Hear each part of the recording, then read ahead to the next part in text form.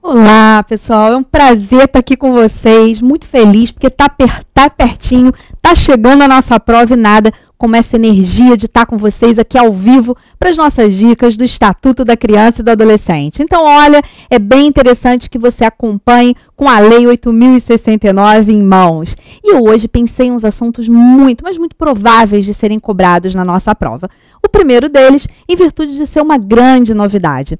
A Lei 8.069 de 90, o nosso estatuto, vem passando por muitas alterações nos últimos anos. E olha, só em 2017 foram várias leis que alteraram o Estatuto da Criança e do Adolescente.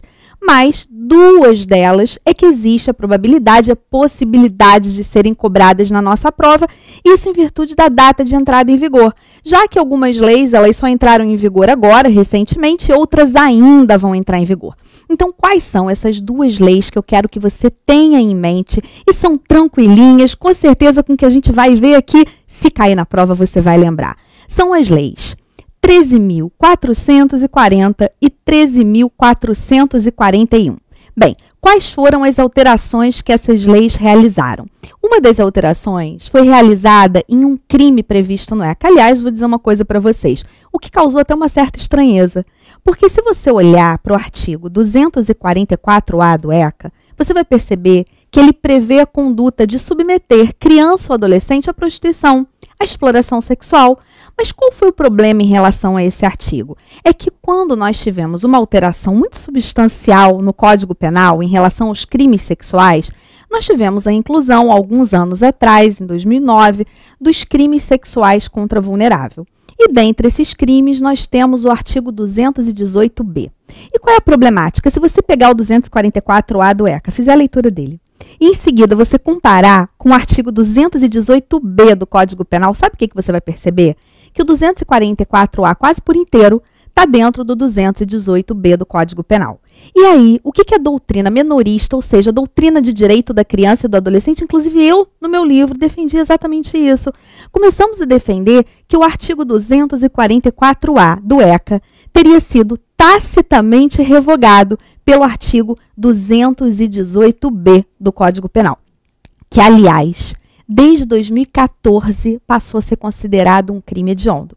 E aí fomos surpreendidos esse ano pela entrada em vigor de uma lei que alterou o preceito secundário do artigo 244A, a pena, para prever o seguinte: a perda de bens e de valores utilizados na prática criminosa em favor do Fundo de Direitos da Criança e do Adolescente da unidade da Federação, ou seja, do Estado, do Distrito Federal, em que o crime foi cometido. Sendo que a lei ela ressalva o direito do terceiro de boa-fé. Logicamente que se isso for cobrado na nossa prova, você vai levar em consideração a letra da lei. Você vai levar em consideração a alteração legislativa. Lógico que depois a gente vai ter que esperar para ver o que vai acontecer com essa celeuma, com essa problemática que surgiu. Em virtude agora do artigo 218b do Código Penal trazer a previsão de uma conduta, o 244A do ECA trazer uma conduta extremamente semelhante, em algumas situações até idêntica, e a gente ter, hoje em dia, essa alteração legislativa no preceito secundário do 244A. Bem, a segunda alteração legislativa, ela é mais tranquila porque ela não vai envolver problemáticas. Nós temos no ECA a previsão de alguns procedimentos especiais. Dentre esses procedimentos, nós temos vários, ok?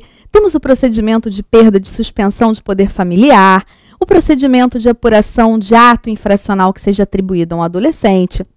E de uns anos para cá, nós passamos a ter algumas alterações ligadas a essa parte procedimental do Estatuto. Uma delas, inclusive, foi para incluir, há alguns anos atrás, o procedimento de habilitação para adoção. Mas nós tivemos uma muito recente, que incluiu no ECA um novo procedimento. O procedimento relacionado à infiltração de agentes para investigação de crimes que ofendam a dignidade sexual de criança ou adolescente. Bem, novamente dentro dos crimes do ECA, você vai perceber que alguns são crimes que envolvem a dignidade sexual da criança ou do adolescente porque eles são crimes de pornografia infanto-juvenil.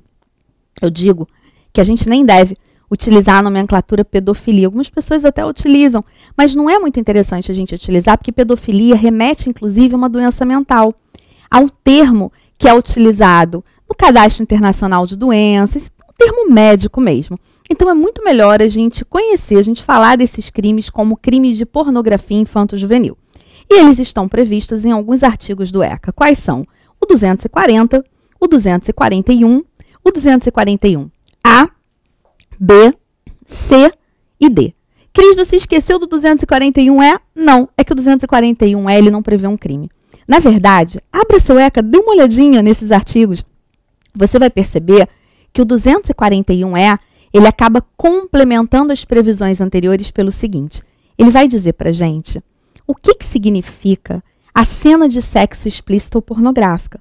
Porque se você olhar para os artigos que eu mencionei, esses artigos eles trazem a previsão de diversas condutas, como, por exemplo, filmar uma criança ou um adolescente em cena de sexo explícita ou pornográfica, publicar essa imagem, registrar por qualquer meio, mandar, de repente, para um amigo por e-mail, receber de um amigo por e-mail e armazenar aquela imagem no computador.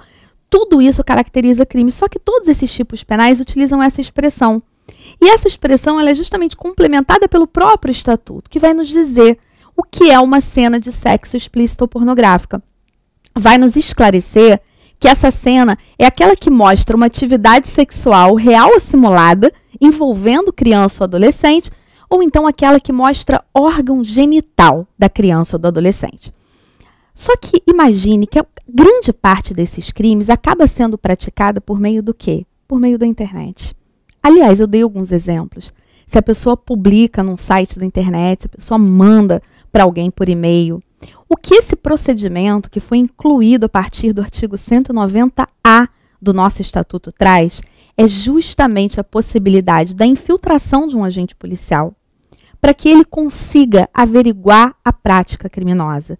Isso vai acontecer não somente na investigação desses crimes que eu acabei de falar, que são crimes que ofendem a dignidade sexual da criança e do adolescente e que estão previstos no Estatuto, mas também nos chamados crimes sexuais contra vulnerável. Por exemplo, a prática da corrupção para fins sexuais, a prática do favorecimento à prostituição. Então, esse procedimento ele passa a tornar possível essa infiltração, mas traz algumas previsões que são muito importantes para que você considere na hora da prova.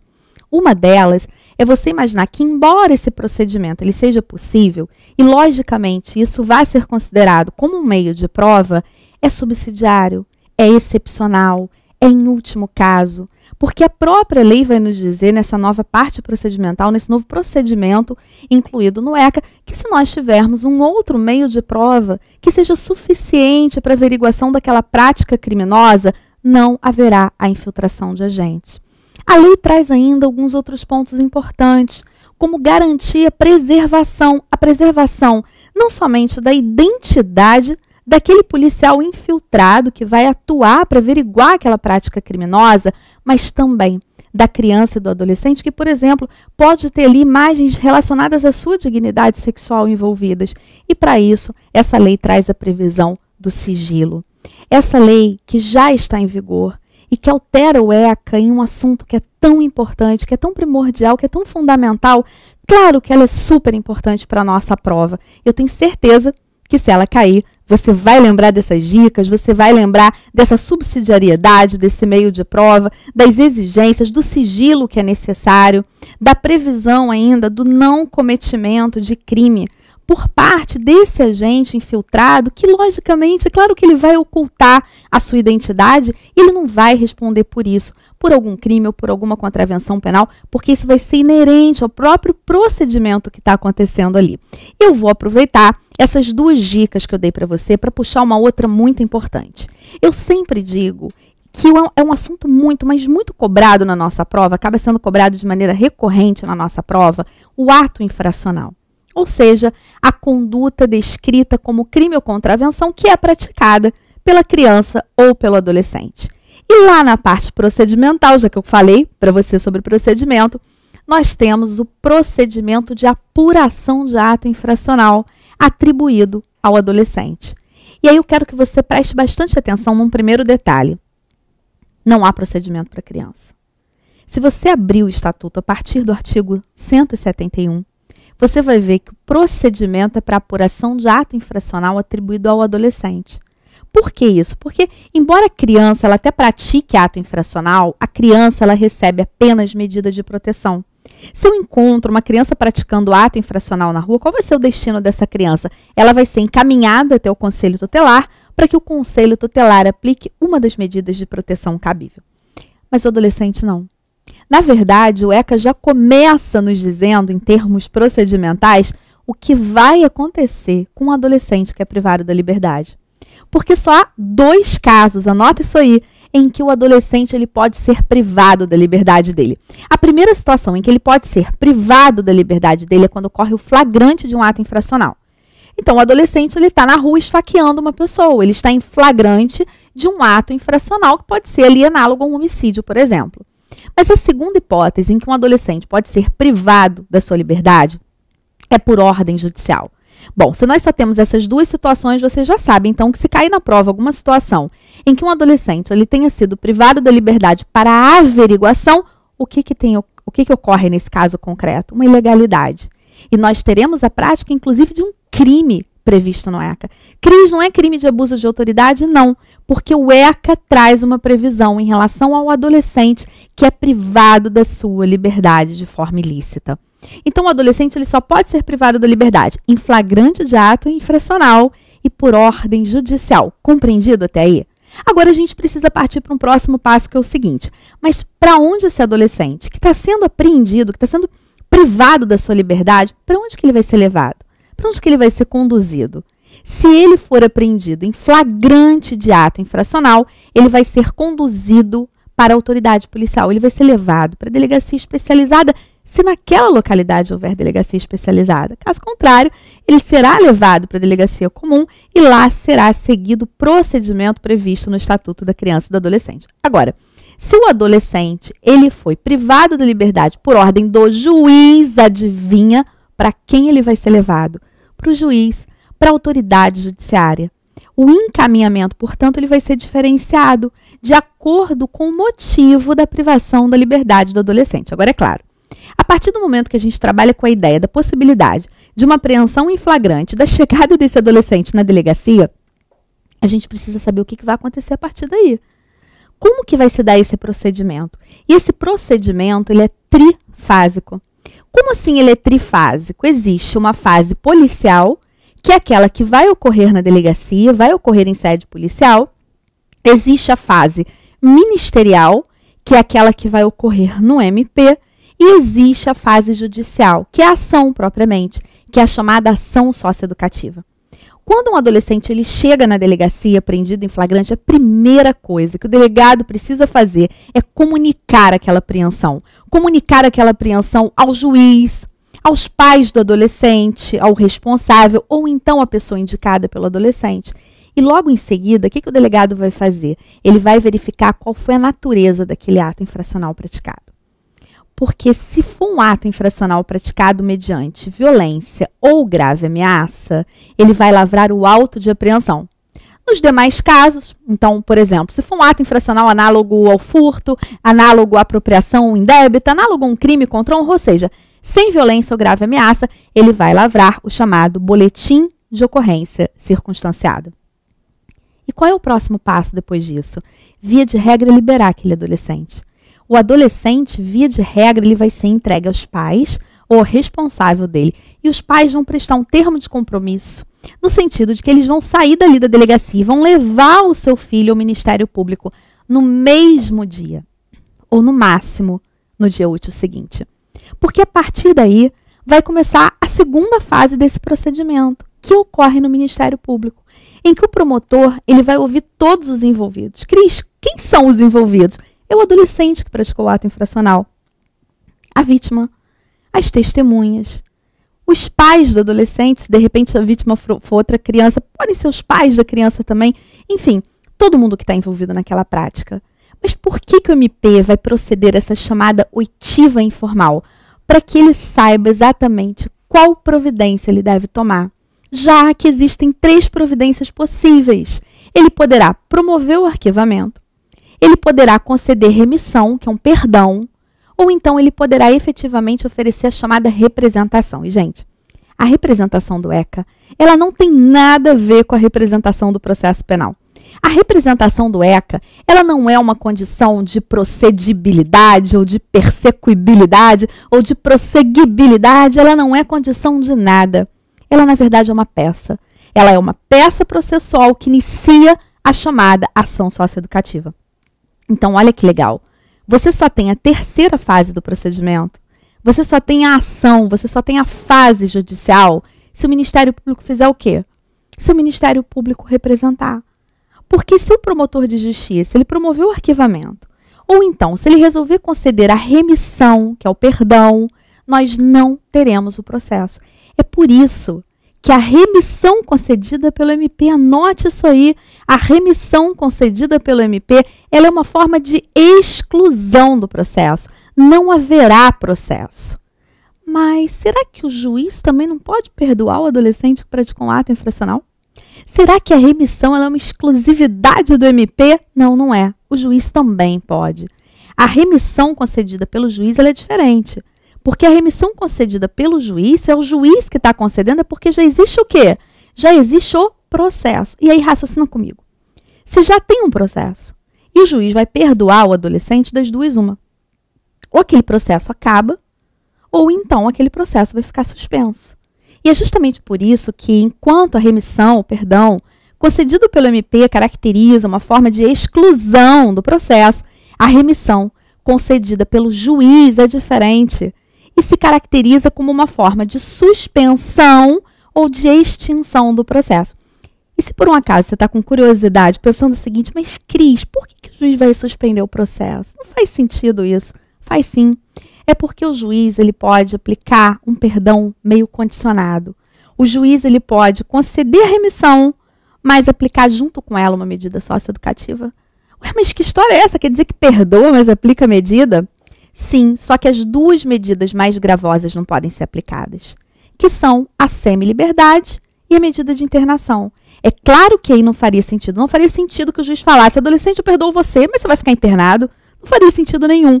Então, na verdade, o juiz ele até pode conceder a remissão e aplicar uma medida pouco gravosa. Por exemplo, uma prestação de serviço à comunidade. Mas semi-liberdade e internação de jeito nenhum. A remissão, portanto, concedida pelo MP é forma de exclusão. E a remissão concedida pelo juiz é forma de extinção ou forma de suspensão do processo. Se efetivamente houver o processo, nós teremos, via de regra, 2 audiências nessa terceira fase. Na fase judicial, a primeira audiência é a chamada audiência de apresentação, em que aquele adolescente vai ser ouvido. Vai se averiguar o que ele tem a dizer. E se ele não aparecer, será que a gente pode ter revelia? Não, não podemos. O não comparecimento do adolescente nessa primeira audiência, nessa fase judicial, nessa audiência de apresentação, na verdade, vai provocar o sobrestamento do feito. O processo vai ficar paradinho até que aquele adolescente retorne. Então, olha, e muito, muito importante isso, a gente não tem revelia nesse momento. Nós só teremos a segunda audiência, que é a chamada audiência em continuação, se o adolescente comparecer à primeira audiência. Cris, mas pode mandar conduzir? Pode procurar? Até pode. Pode determinar a condução coercitiva, sim, o ECA traz essa previsão, mas, gente, se ainda assim o adolescente não for encontrado, aí não tem o que ser feito. O feito ficará sobreestado. Agora, se ele comparecer, vai ter a primeira audiência, vai ter a segunda audiência, as provas vão ser produzidas e o juiz vai sentenciar, aplicando ou não uma medida socioeducativa. Lembrando que tudo isso que eu falei para você, aí a gente tem várias dicas, né? Pode ser cobrada a remissão, as formas de privação de liberdade, o procedimento como um todo. Nessa sentença, o juiz ele vai aplicar medida socioeducativa porque a gente está falando de um procedimento para apurar um ato infracional que é atribuído a um adolescente. Se for criança, a gente não tem nada disso. Criança praticou ato infracional, ela é encaminhada ao Conselho Tutelar e o Conselho Tutelar vai aplicar uma medida de punição, ok? Bem, essas dicas elas são muito importantes por 2 motivos. A parte das leis em virtude delas serem muito recentes. E a parte do ato infracional, da medida, do procedimento, porque é um tema muito recorrente na nossa prova. Eu espero que você faça uma prova maravilhosa, que você consiga a sua aprovação, que depois você me dê essa notícia, porque o nosso objetivo aqui, pode ter certeza, é exatamente o mesmo que o seu, é a sua aprovação. Beijo no seu coração e uma excelente prova!